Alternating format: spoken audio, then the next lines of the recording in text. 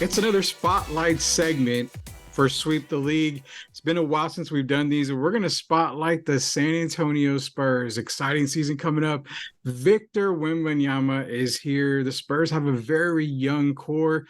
Not to mention, they did make some trades and get a couple of vets here. We're going to kind of break it down, see how we're expecting this season to go. I keep using the word we because it is a spotlight segment. It is Sweep the League. It is special leaf tea as well. You want to feel special? Grab a special leaf tea. I know this guy is very special to all Spurs fans out there. He's my mentor. He is apparently money bags from what I'm hearing from people around here. Here we go. We got to give him the entrance music here. That is one Jeff, the $1 million man, Garcia. Good Lord. Curse you, Jimenez. Curse you, Jimenez. That's what I'm going to say right there. Okay. Curse Michael Jimenez, the Acquired Taste podcast, of course. I got to know, how did all that come about, though? Because I think I was off Twitter during there, and then that happened. Okay, so what happened was Jimenez and I, we did a Zoom. It was just to catch up, to talk. We're looking at like betting sites, doing degenerate stuff. And it's dinner time for me, and I placed an order on Uber Eats, and during our chat, they came. I didn't think a big deal about it. Okay, I'm just going to eat in front of Jimenez. It's the same concept of he and I would meet up for dinner, in person. Mm-hmm. So he sees me arrive back in the camera with a silver platter with a steak and all the fixing inside, and Jimenez just staring at me. He goes, "Hey, what is that?" I go, "Oh, it's a steak." So he's like, "Where'd you get it from?" I'm like, "Oh, this place here and NYC." And I sent them the link, and then that was it. I knew I was cooked the moment he saw that I had a steak in front of me for dinner. I knew it. He had the look in his eye like, "Oh, it's done. It's done." Because he said he goes, "I use like your Seamless or Ubers and stuff like that, for like Wendy's or KFC, something like that." He goes, like, "I never see somebody order a freaking steak to get delivered for you." And then that's how it all started. And then like the guys that started putting two and two together, like, "Wait a minute, you got this, but you live here. And what about this? And what's going on?" And then it just exploded. So that's why I say curse you, Jimenez.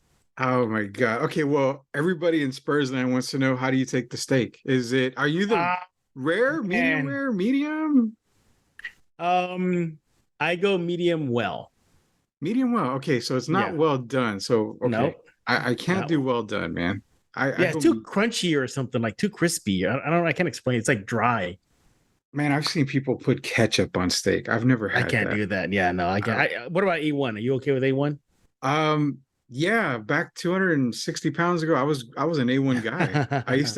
That used to be like, gravy for me, because I used to put that, okay, A1 used to go on steak. I used to put it on burger. I used to put it on Philly cheesesteaks. Like, I used A1 on everything.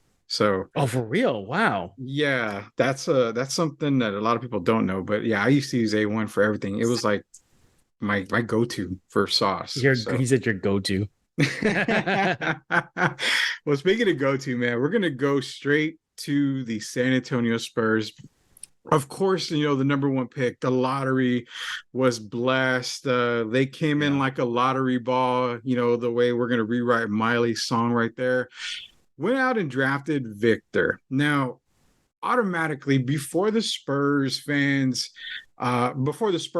picked up Victor, the Spurs fans are going crazy. We heard playoffs. We heard, guaranteed play-in. We heard, oh my God, we're going to start another 20 years of playoff success. This is great. We've even heard some fans chant, and I hope it was jokingly, but some fans were chanting championships. We're going to see titles. Yeah. We're pumping the brakes on that. You and I have talked many times on Locked On Spurs, which is available wherever podcasts are available. Go get Locked On Spurs. But we pumped the brakes so many times. Expectation-wise, Jeff, personally, me, it's always about, okay, it's still a learning process. It's still baby steps. I still don't have them guaranteed playoffs.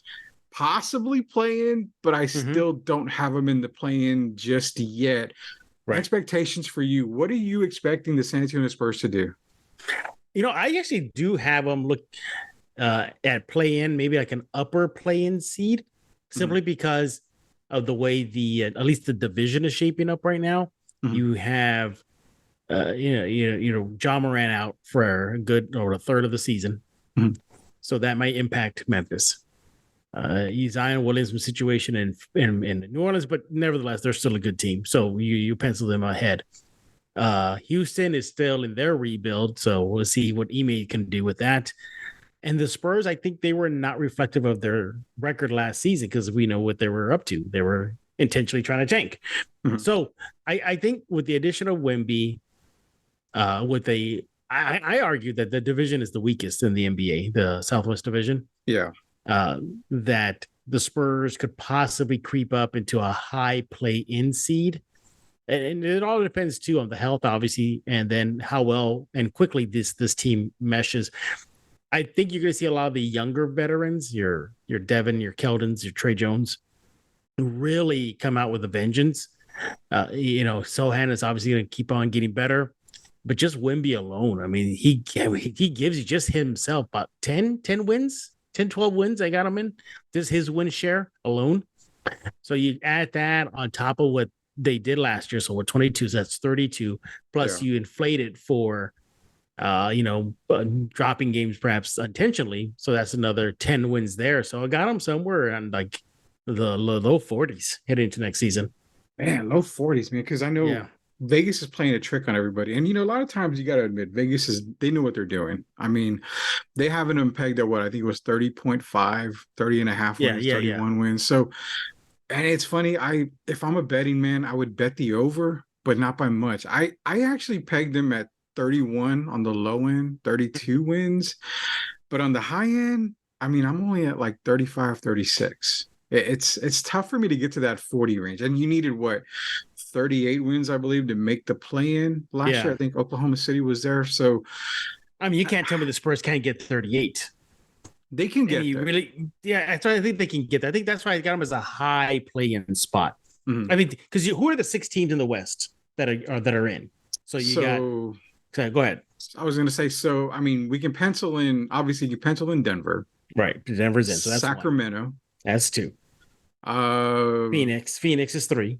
Phoenix will make it 3. Let's say the Clippers. I mean, Kawhi and Paul George, they should be Yeah, enough to what get them it in there. should be if they play. So you Yeah. get the Clippers, the Let's say Lakers. You get the Lakers. Lakers. I would say Yeah, that's Lakers. 5. And then you've got to Da- get a Southwest Division. So Dallas, Dallas. Dallas or New Orleans. So let's just say that's 7, 6 Okay, or one 7. of them. Yeah, So that'll be 7 there. So you have ultimately what, three teams left. 3 teams. So Golden State. Golden State is going to be one. Memphis. I don't know. I don't know how bad that hit of John Morant's going to really hurt their season. It's 25 games. And you know what's funny is they play better without John Morant. So Jeez. I don't know if that's going to actually hurt or help them, but let's pencil Memphis in. And then you can't forget Oklahoma City was there without Chet. And Mm-hmm. if Chet comes in anyway, the way he played in summer, that's a very tough Oklahoma City team. I think the wild card here is probably Memphis, right? Like Out as of all far of as them, yeah, yeah, I would like say it's like as far as like playing well because of the jaw situation. But I would almost argue the wild card for me is Golden State. You know what? Now I think about it, what if the wild card is Dallas? Could be. I mean, they don't really have a big. That's our point. The division alone is weak. Yeah. It's the division itself right there. I mean, that tells you why the Spurs could sneak in as a high play-in seed. I just think Wemby is just a big factor here. I mean, I think he's going to make that not Tim Duncan, David Robinson turnaround, Mhm. but what would their turnaround like 30 games plus something like that? Like for one season, like 35, 36, something like that. Yeah, it was like I got 32, him. 33, yeah. I got Wemby in the 20, like a 20 win difference. So he gives you 10, wins. and then plus with his impact alone, all the other players, that's another 10 wins right there. Yeah, I got it's gonna be good. I think the season's gonna be good. I think they're gonna really threaten. I mean, I don't see them progressing beyond the play-in. I mean, if they do, I mean, miracle. But he's even if they make the playoffs, I get it at playoff level. Mhm. they might get humbled pretty fast. Ooh, I think so. I mean, if you're looking at a playing game and say they come into the playing game, that means they hit either probably Denver or Sacramento in the first round. So Yeah. those two teams, probably are probably the two best teams in the West, I think, right now. People are going to argue Phoenix, but I mean, come on. I argued with some people because Bradley Beal's not a point guard. They don't have a point guard. They don't have Cameron Payne. They don't have Chris Paul. I mean, Devin Booker's not going to play point. Kevin Durant sure as hell isn't going to play point. So they made, oh, Bradley Beal, we traded for you. You're going to run the point. When was the last time Bradley Beal ran the point? Never. Yeah, never. Never. So I think Phoenix is going to be one of those teams that's going to struggle. They're going to hit a stride and they're going to struggle. So that's one team that's kind of like, okay. So I don't really get them in the top two. Golden State, like I said, they don't have a player taller than 6'9". So they're going to get outboarded. Wemby should average at least 40 on Golden State if he just stays in the paint. There's no way they can stop him there. But I mean, you're right. It's almost like Dallas and New Orleans are those two teams in the Southwest. I mean, you throw Memphis in there, but those are like the teams where we really don't know because who knows if Kyrie Irving's going to be a Maverick come trade deadline. Yeah, it's true. Who knows if Zion can stay healthy? And if he is healthy, okay, even if he's not healthy, New Orleans still is the strongest team in the division. And then you go to Memphis. Could the jaw factor help? Could help. It could hurt them. Not only that, I mean, you got to see what they have with Steven Adams comes back. Desmond Bain, I mean, you got to hope he stays healthy, which he has been. There's a lot of questions in Memphis. So I kind of agree with you. You can probably see the Spurs right around 3. I have them, I think, 3rd in that division. I think I have actually Dallas and Houston worse than them. Really? Because Vegas has the Spurs dead last in the division.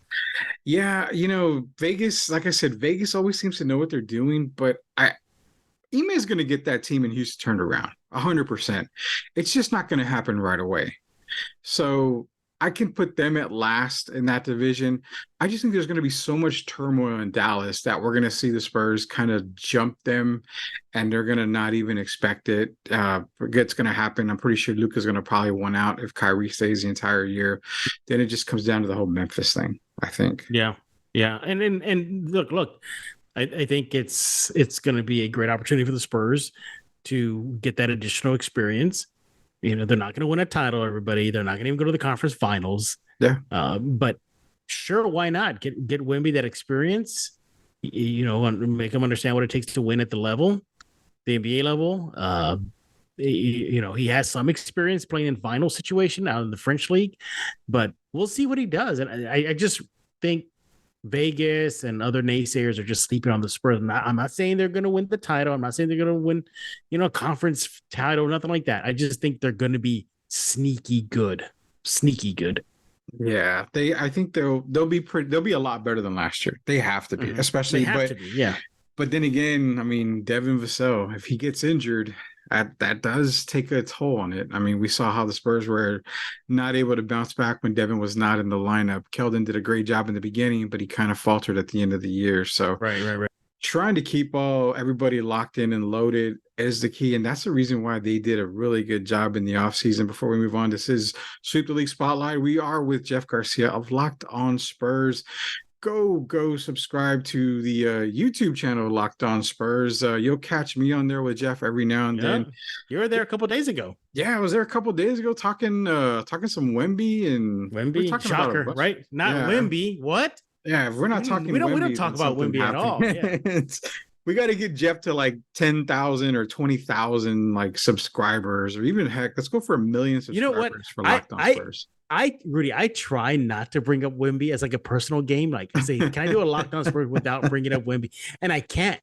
I don't know when this is going to go out, but if this goes out on Wednesday or tonight or whatever, yeah, I looked ahead of my schedule and I was like, it's all Wemby. Like from I even tried to purposely make a conversation all about Keldon Johnson this week at Locked On Spurs.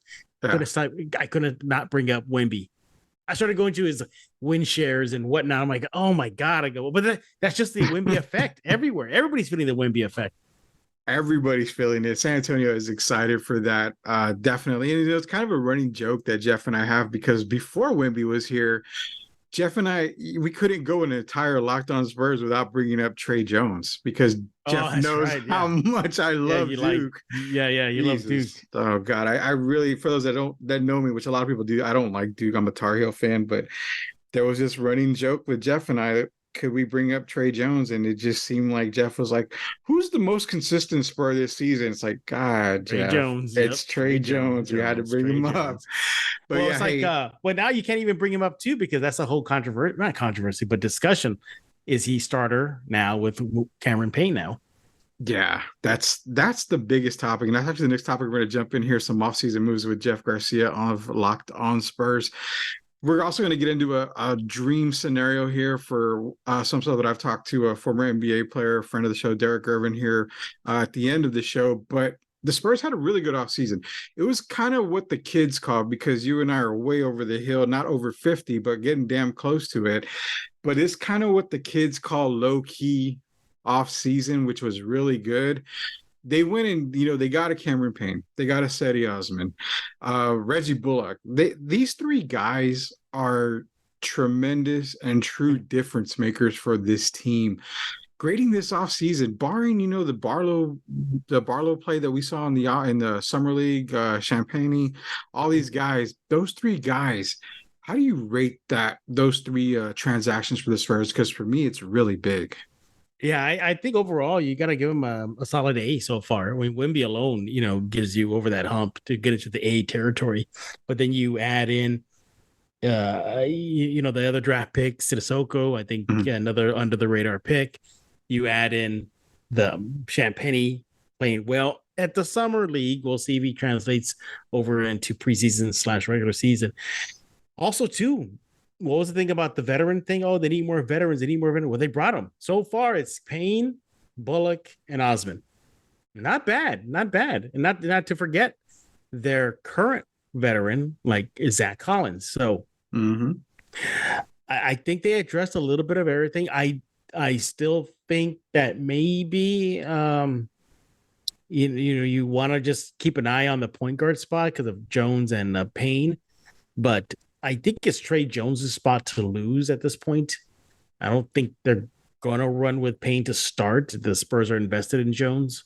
So I think overall, solid job. It just goes back to what I'm saying. I think this is a very, very good offseason for the Spurs, that they're going to be a sneaky good team next year. Yeah, it's funny because the whole Cameron Payne and Trey Jones thing, and I'm thinking about it today, and it reminds me of something. And you see how Cameron Payne he's an athletic guy. He's quick. And that's something that the Spurs need. He can shoot the ball, he can get to the rim. Trey Jones is more that methodical player. He's the easygoing, laid back. Let me make the right move. Let me make the correct pass. Doesn't it remind you of the Avery Johnson, Antonio Daniels backcourt that we saw with the Spurs? Actually, during that first title run in '99, where Yeah. Trey is like Avery, just coming in. He's going to start. He's going to get, the team going, pass the ball around, make sure everybody's involved, come off the bench with an Antonio Daniels type player like Cameron Payne, who's quick, who can get to the basket, who likes to run the break, who just wants to go, go, go.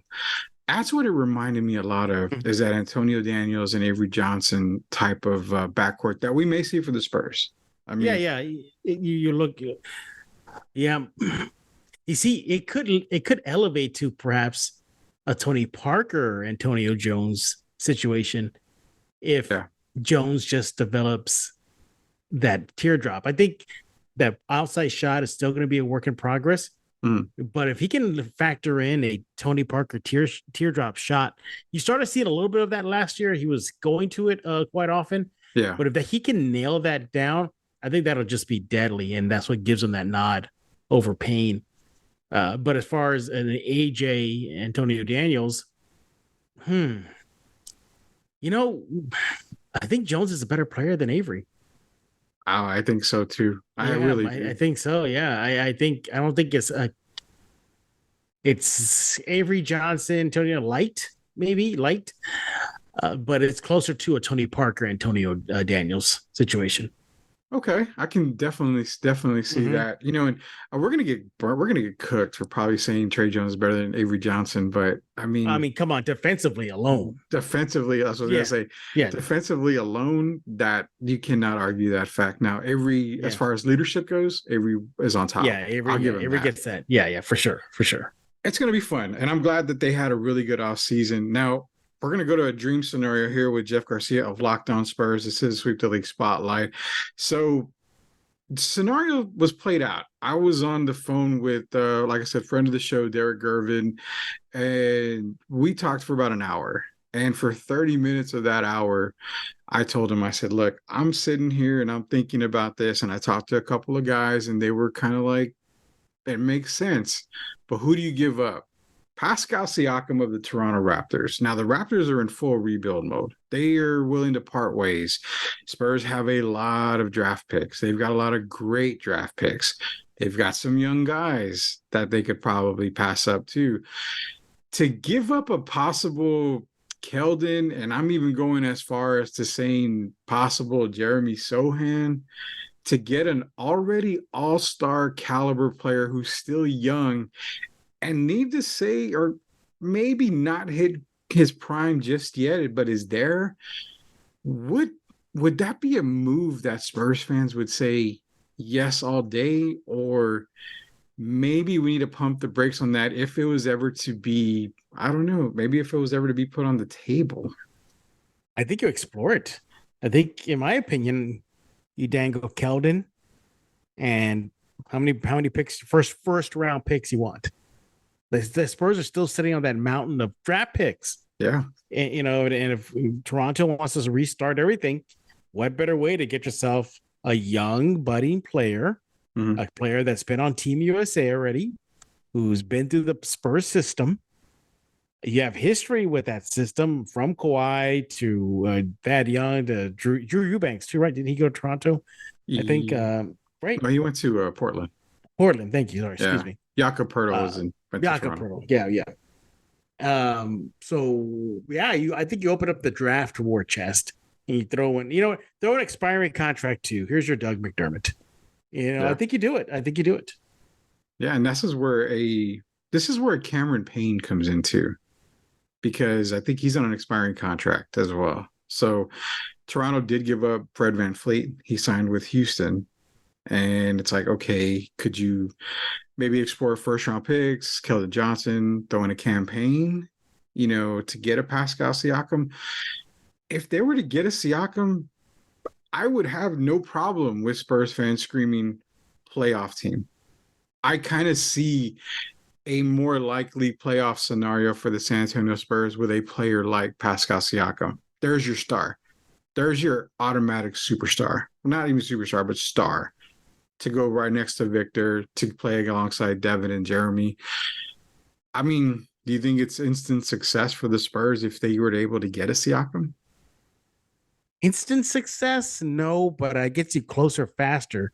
This rebuild that they're still on, Mm-hmm. it shrinks more. But if you're getting Pascal, are you really getting yourself another Sohan, or are you getting yourself an improved Sohan? You're actually getting an improved Sohan who can actually score the ball better. Better offense. I would say better offense. Mm-hmm. So basically, this is what I looked, and this is what I told Derek. If Toronto said we want Sohan and we want 2 first rounders, he's like, I would rather give up Keldon. And I said, okay, I get the Keldon part. They want an instant scorer. But what you're getting is, if you gave up Sohan, you're basically fast forwarding Sohan's, potential, possible potential. We don't know if he's going to turn into Siakam or better, but you're basically just fast forwarding that whole process and getting him right now with Siakam. I would kind of hesitate on the Sohan move, but I mean, it was something you would have to explore. I think he's right now, I don't even think he's even scratched the ceiling yet. Siakam has, when it comes to his potential. I still think he has a whole lot more to offer. So it's tough. It's a Yeah, very tough one, because he's one guy that doesn't get talked a lot, but he makes so yeah. much sense for the San Antonio Spurs. But at the same time, Sohan does too. Yeah, he does. Yeah, I mean, do you financially? the Spurs, it would cost them more. Oh well, I mean, you got to make the trade work, so you got to make the numbers work. Mm. So you would have to. You're going to be giving up more than just Sohan in a Yeah, in a and deal. Yeah. you're gonna have to give up some good Hmm. stuff for Sohan. Now that's where I'm saying it's probably gonna be a Keldon type move because Yeah, he'll Keldon's have to be. contract would be there Yeah, too. exactly. He'll definitely help the numbers work. So yeah, I think it'll have to be a Keldon and draft picks. I think that's the way it's going to work. And that's man, that would I'm just starting to think like that would be a hell of a team. That would be a hell of a rebuild start to get That a Siakam. that'll be a smart thing to do to help Wimby win now, as he made it very clear on draft lottery night or draft night, whenever he said that. Yeah, he Uh, does want to win now. yeah, you that'll definitely fast. Again, no knock on Keldon, like the guy, but we've seen this before. Recently, Brian Wright flipped DeJounte for picks, Mhm. Derek White for picks. Uh, same similar contract structure, front loaded, then dissipates as it gets older. Same thing with Keldon. There, he's front loaded, then it gets cheaper as the years go by. So it just financially, Keldon, his skill set and his contract makes sense to be the juiciest pick to dangle. Yeah, and it's funny because I think one guy that we had talked about too was Devin. Is Devin even on the table? I mean, for me personally, I've said it many times on Locked On Spurs, like it's a business, man. I mean, if I'm RC Buford from back in the day and I kept getting calls about Tim Duncan, do you think I'm hanging up the phone? Yeah, but I'm not hanging it up right away. I mean, I still want to hear what the league wants to give me for a player like Tim Duncan. And that's the way that I would run my team is everybody's on the table. I mean, if they're going to give me, you know, 30 first round draft picks, I mean, just you can't do that, but 30 first round draft picks and two young stars who are going to be superstars for my Hall of Famer, I would definitely consider You're, it. you're thinking like a Herschel Walker thing? Yeah, say you get exactly the Herschel Walker me, the great train robbery. You know, if you're gonna get that kind of buttload of, assets, why not make that deal? Yeah. I mean, especially if he's going to a team that isn't gonna win right away. I Mhm. mean, I'm sorry, we love you, but I gotta look for the future. I mean, you're And not gonna always be there. yeah, I think fans are resigned to knowing that Keldon is that one player that is, you know, tradable, like the biggest nugget to throw out there. Yeah. And you see on social media too, a lot of Spurs fans are like, "Yeah, if it's Keldon, it's Keldon." They're like, "No, you can't part with Keldon whatsoever." They're not at that level. They're more like Remember that. They're more like that for Devin Vassell than they are for Keldon. Yeah, I remember those days on lockdown when we would talk about untradeable players and these Yeah. guys' names would come up and it would be like, well, you can't get rid of him. Like, yes, you can. We Yeah. can Yes, get he rid of can. Yes, him. he We can can. get rid of him. Yeah. Everybody's tradable, man. I mean, like I said, if somebody wants to give you, the world for a Devin Vassell, I mean, you've got to consider it. You can't just For say no sure. right away. Yeah. I mean, that's a tough part. But nonetheless, it's going to be a fantastic season because the fans are excited. If I'm not mistaken, season tickets have just Yeah. basically They're gone flying. off. Like they're flying Yeah. off the shelves, man. So the only way to get a seat is probably to watch it on TV these days. I mean, we thought ticket prices were bad the past few years for a bad Spurs team. You're going to be paying a buttload more for tickets for a team with Victor Wembanyama. I mean, I can already tell you it's going to be really high, but And let me tell nonetheless, you, it wasn't even like this with Timmy or David. no, It it wasn't like wasn't. this at all. It wasn't. And that, I mean, okay, so do we blame media spotlight for this? No, I think you put some of the onus on Timmy. He doesn't want the spotlight. But I'm talking about for Victor. Oh, for Victor, I'm sorry. Excuse me. Yeah, for Okay, wait. Victor. What was your question again? I'm sorry, I lost So you. so let's go back. Robinson came in.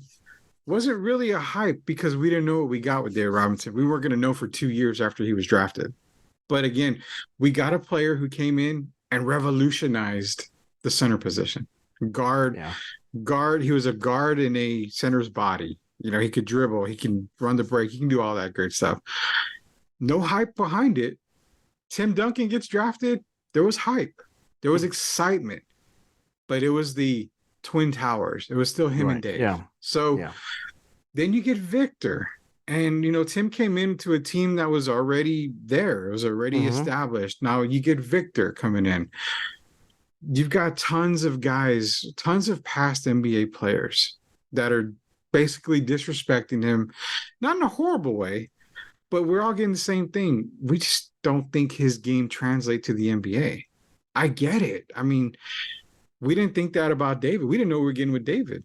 We saw what happened there. Could the same thing happen with Victor? Everybody thought that he was going to be a defensive beast, and that was it. Exactly. That was it. All everybody thought David was going to be. And then when they found out he can score, everybody's like, "Oh, bonus!" But with Victor, yeah, I think he welcomes it. I think he wants this. But do you think the media is the one that's putting this spotlight on him and making him generational? A little. Well, yeah, I think the media did a lot to do that. I think so. I believe so. And it's tough. I mean, because I get why they're doing it though. Like you can see it. you can see it. You can. And I've had my doubts about Wemby. I've always said I've had my doubts, and I have more doubts on the offensive end, which we saw in his first summer league game, but then we saw a second summer league game.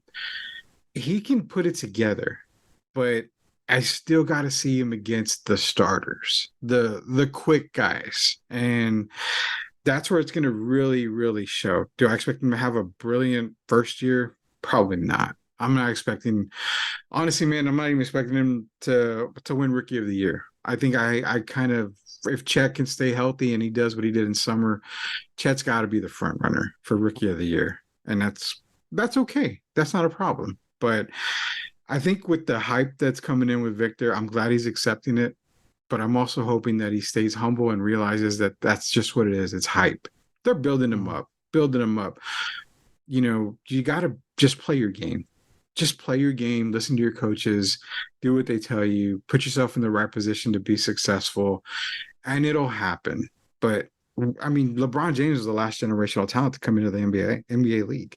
But we saw LeBron. He was in our backyard. What about your boy Zion, though? Oh, God. Zion Williamson. If I can find the tape, Jeff, on draft night, I said that his ceiling was a low-end Karl Malone, but I expected him to be no better than a Larry Johnson. And I think I'm kind of right on the Larry Johnson thing.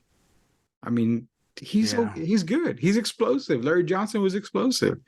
Larry Johnson was an all-star. I mean, he can score, but Larry Johnson was, he was just a star.